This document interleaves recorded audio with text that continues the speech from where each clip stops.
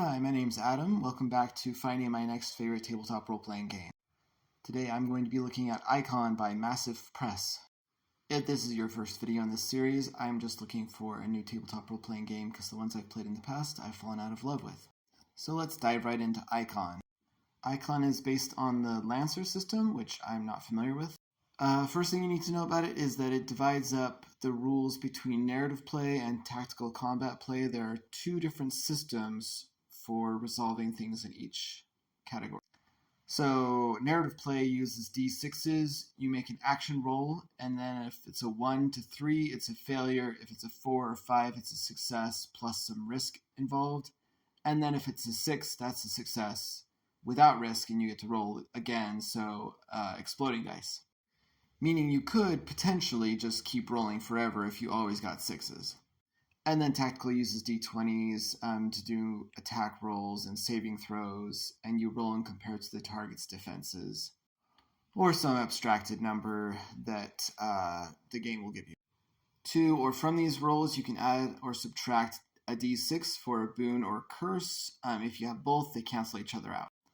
Icon has its own setting. I don't remember what it is, but it's a fantasy world with ancient architect relics out there.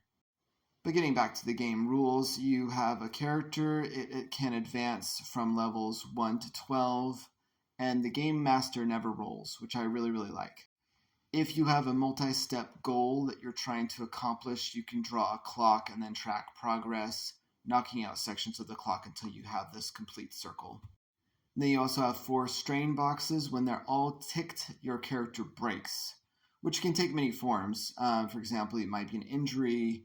You might harbor a grudge, you might be exhausted, you might experience corruption, something like that.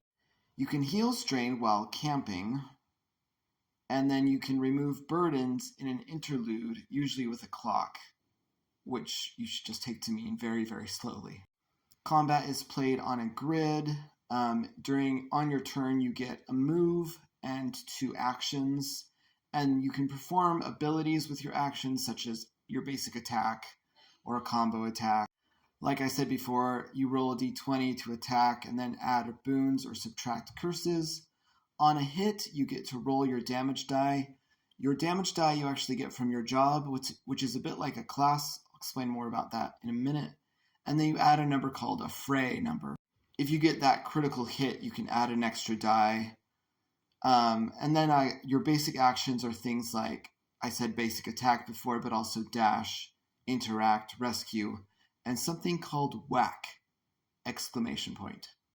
There are also reactions, but in this game they're called interrupts. And then armor doesn't make you harder to hit and instead reduces the damage that you take. There's also resistance, which halves that damage. If you fall below half your normal hit points, then you are bloodied. And if you fall all the way to 0 hit points, you are incapacitated. But that just means you're out of the game unless you are rescued by a fellow ally. If all of you and all your allies, drop to 0 hit points, then you're defeated, which means you take a wound, and each wound reduces your hit points by 25%. So obviously 4 wounds, then you've reached the point of no return and you're dead. I mentioned camping earlier. Camping restores up to 50% of your hit points. And during combat, you can get something called Vigor, which is a lot like temporary hit points. Besides the basic actions, there's also a combo action, which can only be used every other round, but otherwise functions normally. And then earlier I said that classes have been replaced. They've been replaced by jobs and relics. A job is what you start out knowing, kind of who you are or were before you became an adventurer. And a relic is a weapon or item that's kind of imbued with your power, your personality. You start to wear off on it.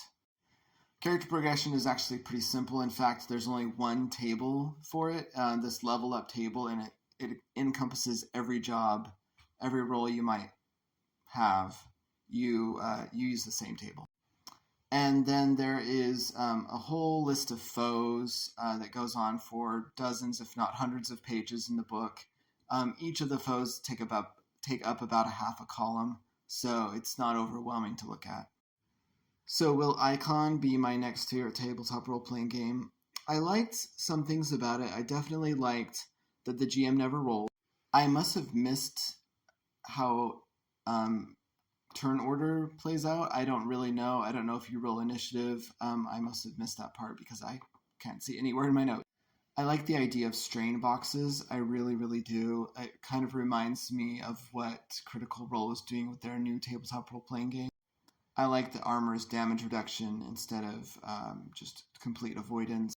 And I really like that one of the main ways that you advance in your character progression is that this relic is with you and it learns from you and you learn from it, and you sort of have this camaraderie with it and it advances as you advance.